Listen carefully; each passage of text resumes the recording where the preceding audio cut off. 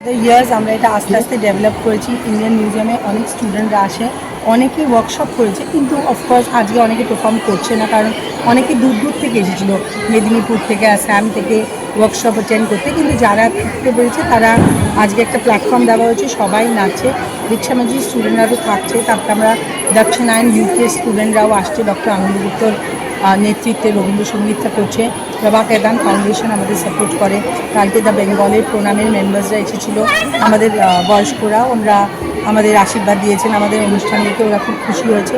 তো আমরা এটা একটা ফিল গুড প্রোগ্রাম, মানে সবাই একটু বাচ্চাদের নাচ গান দেখলে সবাই মনটা ভাল লাগে, সবাই শান্তিনিকেতনে যায়। আমরা এটা কলকাতার বুকে, Indian museum has been very kind to us. আমাদের এটা লাস্ট 10 দিন ধরে ছেড়ে দেয়, আমরা এখানে নাচ গান করি। মানে এটা বলতে পারো আমাদের পুজোর মতো, যেমন পুজোটা শেষের দিকে হয়ে যায় না, মানে দশমীর সময় সবাই মন খারাপ হয়। অ্যাকচুয়ালি প্রোগ্রামটা আজকে এভরিবডি ইজ এক্সাইটেড, কিন্তু আবার সবাই মনও খারাপ হচ্ছে যে লাস্ট 10 দিন ধরে এই ফেস্টিভ্যালটা মানে it's coming to an end, আবার পরের বছর হবে। তো এটা আমাদের একটা উই লুক ফরওয়ার্ড। আর আমি বলবো না I only look forward, I look forward for it, কারণ এতগুলো স্টুডেন্ট মানে যারা ধরো রেগুলার ক্লাসে আসতেও পারে না, তারাও এসে দোলে, আন্টি আমরা রেগুলার ক্লাস 6 মাস ক্লাস করিনি, আমরা কি এসে দোলটা জয়েন করতে পারি। মানে লোকেদের এটা খুব এনজয় করে, আর স্পেশালি বাচ্চারা, এর জন্য আমার এটা করতে খুব ভালো লাগে। অ্যাকচুয়ালি কাউন্ট করে উঠতে পারিনি, বাট 450-500 প্লাস হবে। একটা মানে গণমেলা, এটা যে এত বড় একটা আকার নিয়েছে, আমাদের ইন্ডিয়ান মিউজিয়াম, তার যে ডিরেক্টর সায়ন ভট্টাচার্য এবং আমার বোন ডোনা গাঙ্গুলি, তাদের তত্ত্বাবধানে আজকে আমরা এই জায়গাটা পেয়েছি, যেখানে বসন্ত যাপন এবং বসন্তকে রিয়েলাইজ করার আমরা একটা কিছু মুহূর্ত পাব। রং, ভালোবাসা, ছোটাছুটি, নাচ আর নৃত্য পরিকল্পনা অপূর্ব।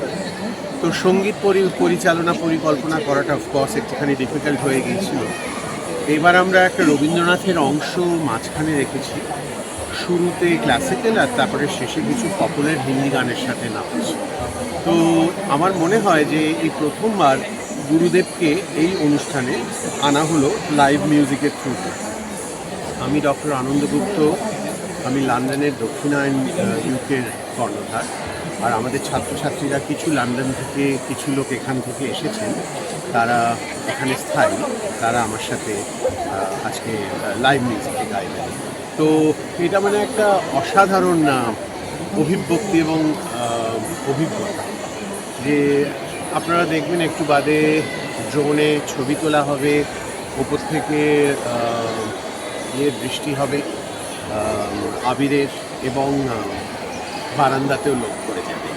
তো সেই জন্যে আপনাদেরকে সকলকে আমি দোলের শুভ বার্তা জানিয়ে এটাই বলবো যে দোলটা কিন্তু সকলে রেসপন্সিবলি খেলবেন, আর জিনিসটা ফেস্টিভ্যালটাকে একটু সিভিল রাখবেন, নাহলে কিন্তু দোলের সারমর্মটা থাকে।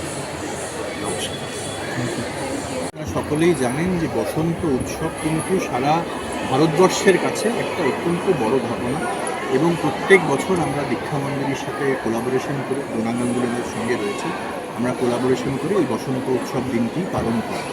সবথেকে ইম্পর্টেন্ট যে বিষয়টা, সেটা হচ্ছে এটা কিন্তু কোনো একটা দিনের সেলিব্রেশন নয়। প্রত্যেক বছরের ন্যায় এবছরও কিন্তু আমরা প্রায় 10 দিন আগে থেকে একটি ওয়ার্কশপ করেছি, এবং তার নেতৃত্বে ছিলেন ডোনা গাঙ্গুলি। প্রচুর স্টুডেন্ট, প্রায় হাজার হাজার বাচ্চা এখানে এসেছে, ওরা কিন্তু শিখেছে, নৃত্য শিখেছে, এবং আজকের দিনে ওনার নেতৃত্বে একটা প্ল্যাটফর্ম দেওয়া হচ্ছে, যেখানে বসন্ত উৎসব আমরা আজকে পরিবেশন করি। তো এইটা এখন একটা ফেস্টিভ্যাল অফ কালারটা এমন হয়ে গেছে যে কলকাতাবাসী, ভারতবাসী, বিশ্ববাসী ওয়েট করে থাকে এই দিনটার জন্য, যে কখন Indian museum in collaboration with দীক্ষা মঞ্জুরি, ডোনা গাঙ্গুলি আমরা এই অনুষ্ঠানটি করতে পারি। Thank you. Fine.